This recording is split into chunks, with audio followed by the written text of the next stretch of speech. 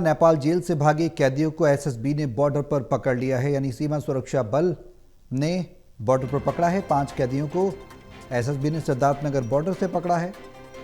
कल नेपाल की जेल से कई कैदी फरार हुए थे। 5 कैदियों को हिरासत में लेकर पूछताछ की जा रही है। लोकल पुलिस और दूसरी एजेंसियां भी इनसे पूछताछ कर रही हैं।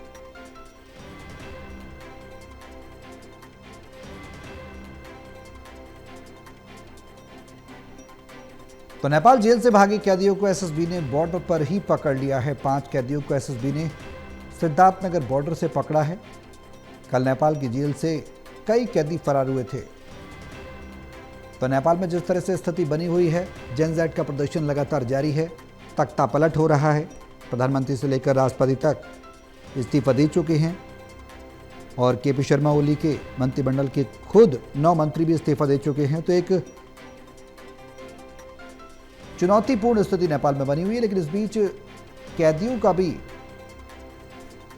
स्थानांतरण भी शुरू हो गया है और ये फरार हुए थे कल भी नेपाल की जेल से कई कैदी,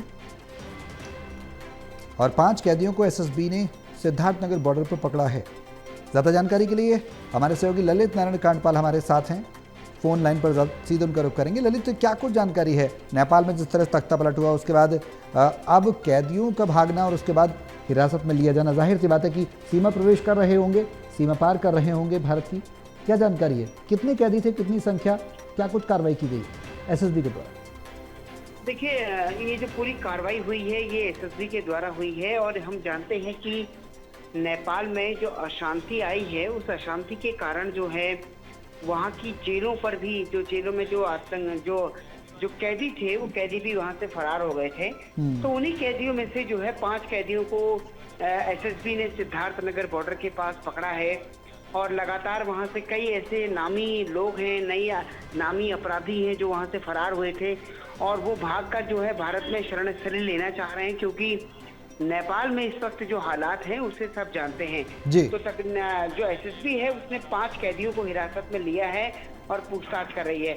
वहीं लोकल पुलिस और दूसरी एजेंसियां भी इनसे पूछताछ कर रही हैं और पता लगा रही हैं कि आखिरकार कोई और आतंकवादी या कैदी तो ऐसा नहीं है जो भारत में भी सस्पेक्टेड हो और वो जेल में बंद हो नेपाल की और वो भारत में एंट्री लेने की कोशिश कर रहा हो। तो सरकार लगातार अलर्ट है और अगर जांच एजेंसियों की बात की जाए तो वो भी लगातार पैनी नजर बनाए हुए हैं और एसएसबी और बीएसएफ सभी ने जो है अपनी अपनी सीमाओं पर जो है सुरक्षा को और दुरुस्त कर दिया है। सौरभ, ललित, सीमाओं पर चुनौती है, इस बात से इनकार नहीं किया जा सकता, क्योंकि कई कैदी बताए जा रहे हैं। संख्या कितनी है इसके बारे में अभी तक हालांकि वहां की स्थिति के आधार पर स्पष्ट नहीं कहा जा सकता, लेकिन बॉर्डर पर माहौल जो है चुनौतीपूर्ण बना हुआ है, इस बात से भी इनकार नहीं किया जा सकता। बिल्कुल, आपने सही कहा कि स्थिति बहुत नाजुक बनी हुई है इस वक्त नेपाल में जिस तरीके के हालात हैं। हालांकि अब आर्मी ने वहां पर टेक ओवर कर लिया है और धीरे धीरे वहां पर स्थिति थोड़ा सा सामान्य हो रही है, लेकिन बावजूद उसके जिस तरीके से हम देख रहे हैं कि हालात बहुत ज्यादा खराब हैं और लगातार अलग अलग जगहों पर प्रदर्शन की तस्वीरें आ रही हैं, वो भी अपने आप में बड़ी चिंता का विषय है। जी चलिए, बहुत शुक्रिया ललित तमाम जानकारी साझा करने के लिए। तो लगातार लोकल पुलिस और दूसरी एजेंसियां पूछताछ कर रही हैं पकड़े गए कैदियों से और जांच पड़ताल जारी है।